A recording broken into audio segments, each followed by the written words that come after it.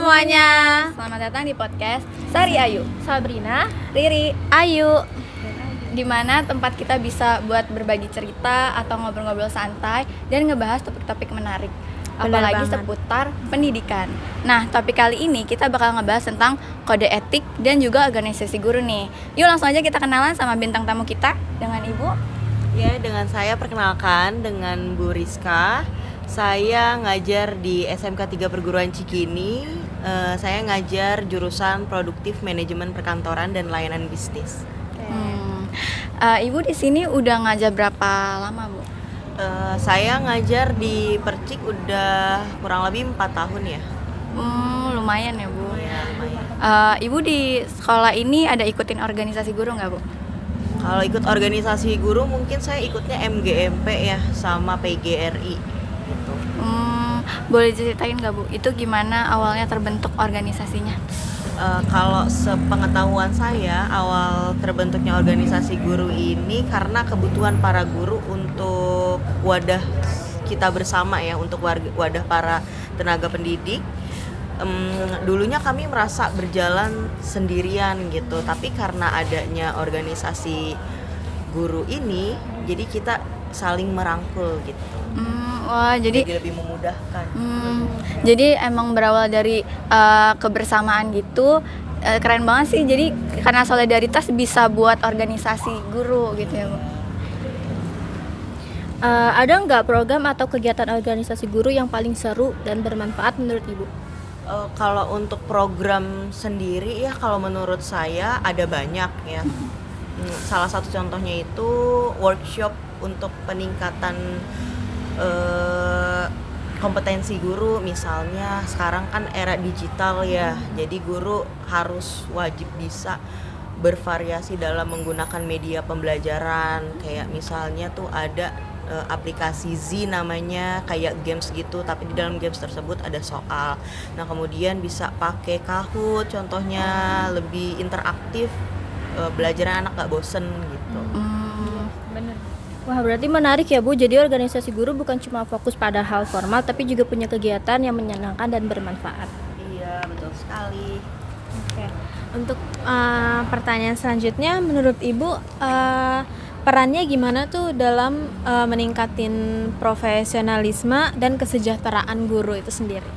Kalau untuk perannya sih besar banget ya, apalagi untuk profesionalisme guru nih sebagai tenaga pendidik atau sebagai cerminan buat siswa-siswa ya, karena organisasi guru juga menyediakan pelatihan, seminar, sampai forum diskusi bersama FGD ya, forum group discussion gitu.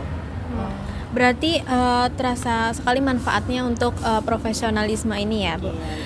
Jadi bukan hanya teori tapi langsung berdampak pada pekerjaan itu sendiri. Iya, betul sekali.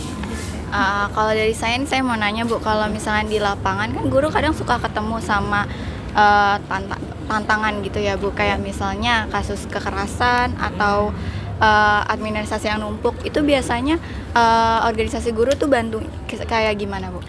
Kalau case-case tersebut biasanya organisasi guru sih memberi pendampingan ya kepada guru yang merasa kesulitan gitu. Jadi mereka memberikan advokasi, bahkan ada bantuan hukum juga. Jadi kami ini dilindungi juga sama hukum gitu dengan adanya organisasi guru seperti itu. Wah, jadi berarti emang bukan cuma pendampingan, tapi ada juga dukungan gitu ya, Iya, Bu? betul, dukungan secara hukum seperti itu.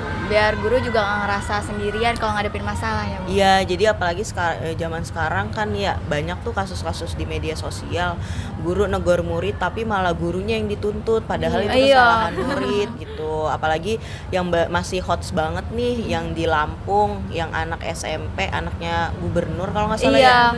Itu dia ke sekolah bawa mobil ya, kalau saya baca beritanya, padahal kan itu anak masih di bawah umur, belum punya KTP, belum punya SIM. Seharusnya kan memang masih belum pantas ya, belum layak untuk bawa kendaraan sendiri, apalagi bawa mobil sampai parkirnya di lapangan gitu ya. Sehingga si kepala sekolahnya sampai satpamnya pun diturunin jabatannya, dipecat ya kalau saya baca dari beritanya. Cuman masih belum pasti kebenarannya seperti itu sih, sehingga organisasi guru sih menurut saya penting banget ya, apalagi kalau ada perlindungan hukumnya kayak gitu. Iya sih, Bu. Nah, kadang Kadang guru juga ketemu dilema etis nih Bu pas ngajar. Nah, dilema etis. Iya. Nah, pas ngajar. Nah, itu cara Ibu menyikapinya seperti apa? Oh, kalau dilema etis ya, etika guru gitu ya, kalau saya sih selalu berusaha untuk menyeimbangkannya ya. Jadi prosedur administrasi tetap penting, tapi kebutuhan siswa itu nomor satu karena pelayanan yang diutamakan ya. Kayak gitu, karena kita nggak tahu nih murid kan datang dari berbagai macam latar belakang di rumah ya, keadaan di rumah tuh bagaimana. Jadi kita sebagai guru harus bisa menyesuaikan kebutuhan anak sih kayak gitu. Iya. Oke. Pertanyaannya itu bisa ceritakan nggak Bu?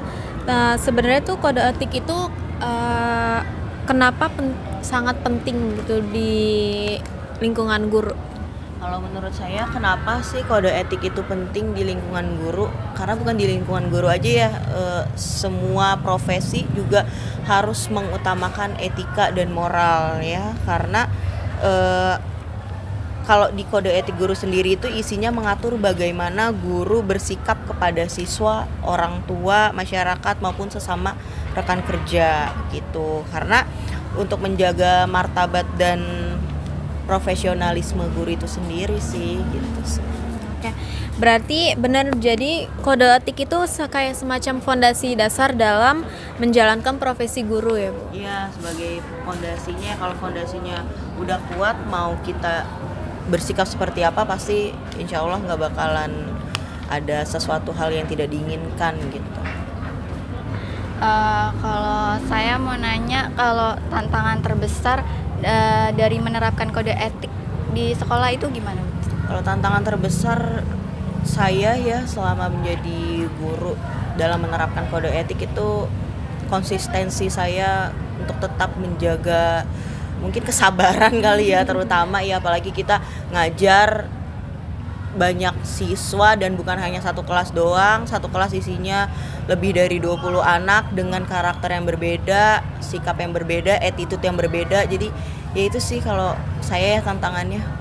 Berarti emang tantangan buat jadi profesional, guru yang profesional itu emang berat ya Bu? Iya, tapi insya Allah kalau dijalankannya dengan ikhlas gitu ya, ya berarti let it flow aja sih. Kode etik tuh kayak penting banget buat diterapin ya? Iya, karena kalau nggak ada kode etik ya kita jadi semaunya aja ngajar anak. Sedangkan kita kan basicnya emang tenaga pendidik ya, dari bahasanya aja pendidik gitu.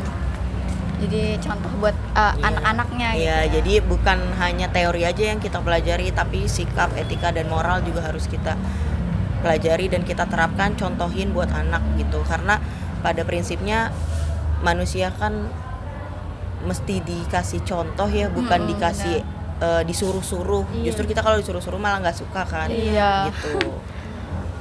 Itu sih. Nah, bagaimana peran kode etik dalam membangun kepercayaan antara guru dan murid Bu? Peran kode etik ya untuk membangun chemistry antara guru dan murid itu kalau menurut saya ya sangat penting. Jadi kalau guru konsisten bersikap adil, jujur dan bijaksana sesuai kode etik guru, murid akan merasa aman dan percaya. Apalagi kalau misalnya si murid ini punya kasus di rumah ya, di rumah misalnya orang tuanya yang arogan kah, atau anak yang broken home gitu ya, atau anak yang co-parenting tapi orang tuanya nggak bisa diajak kerja sama. Itu kita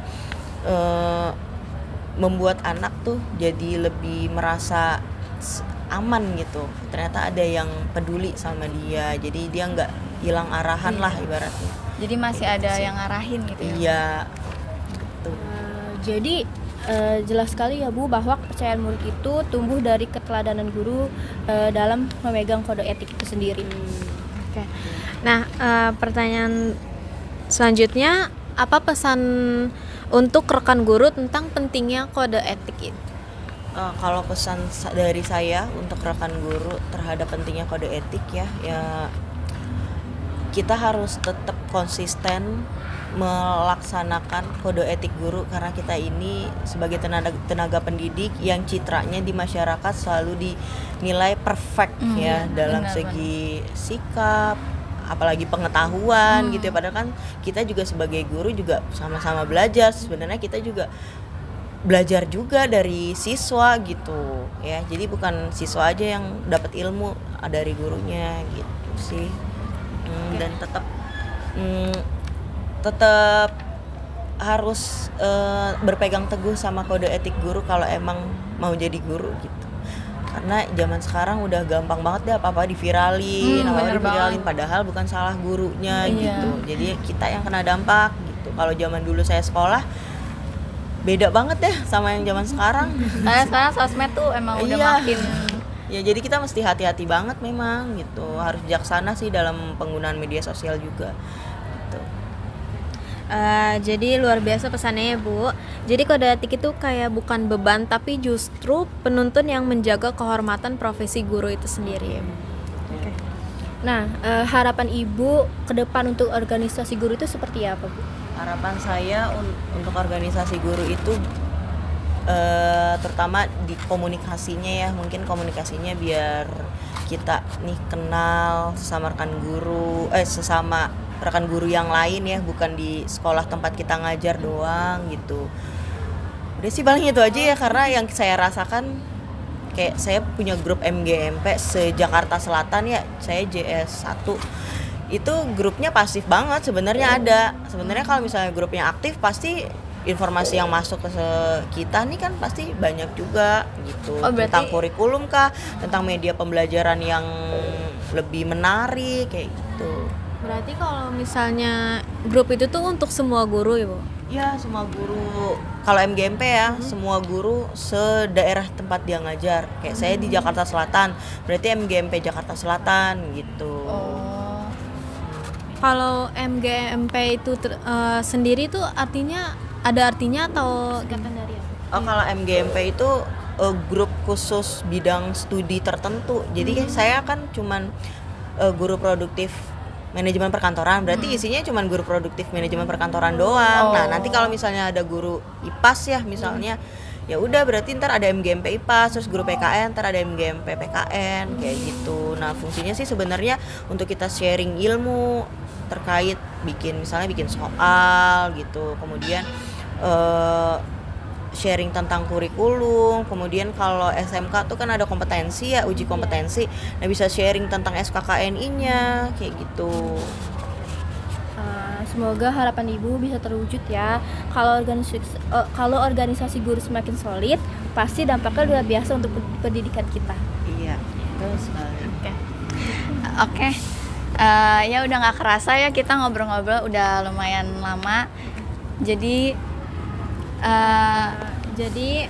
podcast kita hari ini cukup sampai di sini. Nantikan podcast kita selanjutnya. Bye-bye.